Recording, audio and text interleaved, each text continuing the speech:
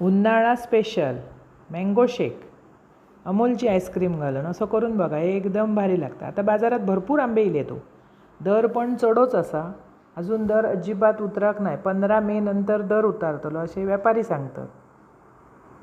छोटा फळ असा तर 800 आणि मोठा फळ असा तर 1200 1500 असा.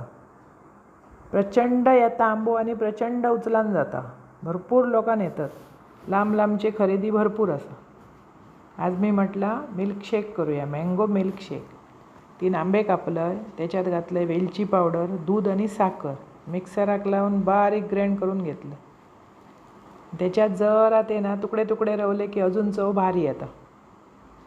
नंतर त्याच्यात व्हॅनिला आईस्क्रीम अमूलचा, त्याच्यात काजू बदाम आणि असत ता आणलं, ता घातलं.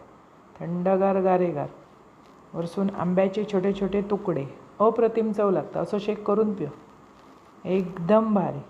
उन्हाळ्यात ग्लासभर पिलास ना पोट भरी चव, मस्त चव, टेस्टी. आईस्क्रीम नको असलं तर फ्रीजात ठेवायचो अर्धो तास, नंतर खायचो.